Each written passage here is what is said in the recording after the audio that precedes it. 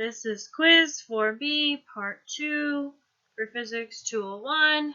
This PowerPoint discussing the conservation of energy. The energy before must equal the energy after, which basically means there is a force, or many different types of forces, acting upon a specific object, while work can be done to that object through those forces, and that work can turn into energy. So you have your initial energy or before energy. It must equal your final energy or your energy after. So there are many different types of energy. For the problem that I'm discussing, it is mechanical energy. Now, the problem that I'm doing is 43. It's the massless spring of a spring gun has a force constant K equals 12 Newton centimeters. When the gun is aimed vertically, a 15-gram projectile is shot to a height of 5 meters above the end of a expanded spring. How much was the spring compressed initially? Okay, so let's figure out what we're given. We're given our K, our spring force constant. Now, I changed it to Newton meters because we're going to need those units to cancel out for our equation. We are also given our mass. I changed that as well to kilograms because it will cancel out eventually when we do our problem.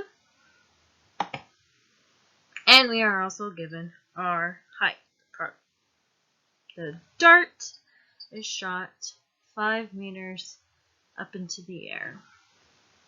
Now let's see it move.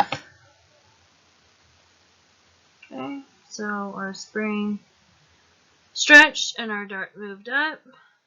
What are we looking for? We are looking for this X value. How much the spring was compressed initially. Now we must put together, the different types of energies for this problem.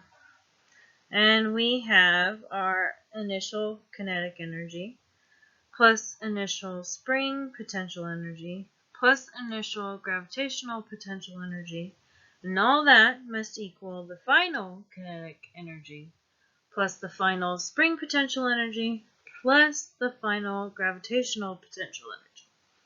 Now, some of these energies equal 0 or cancel out.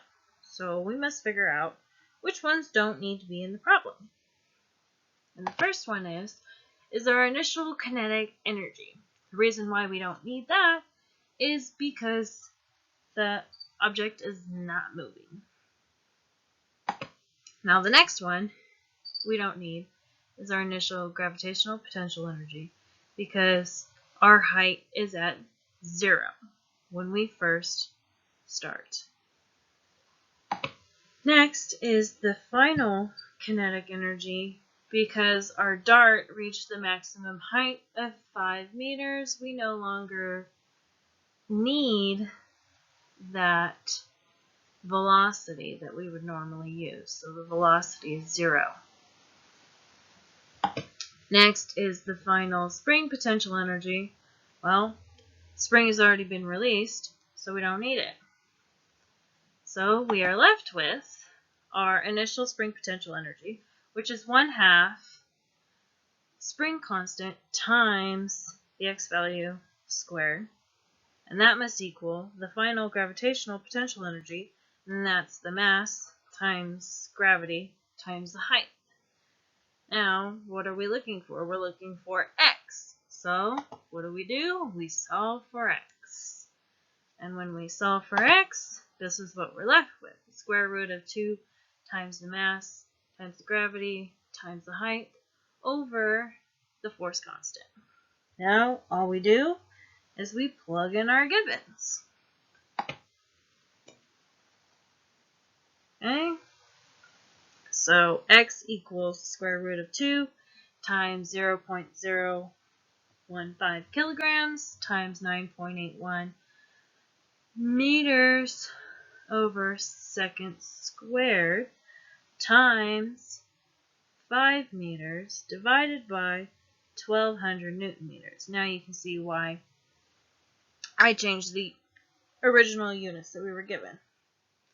And we solve for x, and x is 0.035 meters or 3.5 centimeters.